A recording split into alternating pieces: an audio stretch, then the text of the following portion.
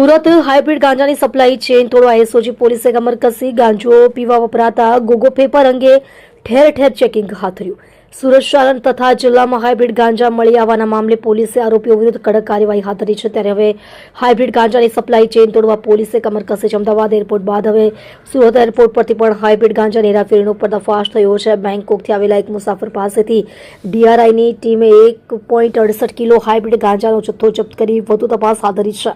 તો બીજી તરફ સુરતમાં અવારનવાર હાઇબ્રિડ ગાંજાની સપ્લાય ચેન તોડવા પોલીસે પણ કમર કસી છે।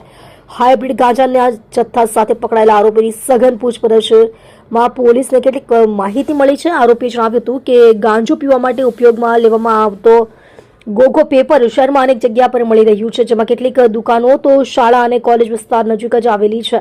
ત્યારે ગોગો પેપરનું વેચાણ કરતા દુકાનદારો સહિત ઓનલાઈન ડિલિવરી કરતા સ્વિગી, ઇન્સ્ટામાર્ટ, ઝોમેટો અને બ્લિંકિટમાં પોલીસ દ્વારા ચેકિંગ હાથ ધરવામાં આવ્યું હતું, જેમાં કેટલાક દુકાનદારો ગોગો પેપરનું વેચાણ કરતા હોવાનું બહાર આવતા તેમની વિરુદ્ધ કડક કાર્યવાહી કરાઈ હતી। એટલું જ નહીં, છેલ્લા એક મહિનામાં જેટલા લોકોએ ગોગો પેપર મંગાવ્યા છે તે તમામનો ડેટા પણ પોલીસે મંગાવ્યો છે। ઉપરાંત આ પ્રકારની પ્રવૃત્તિ કરનાર તમામ સામે વધુમાં વધુ ગુના દાખલ કરી પાસા હેઠળ કાર્યવાહી હાથ ધરાશે એવું સુરત પોલીસ દ્વારા જણાવાયું છે।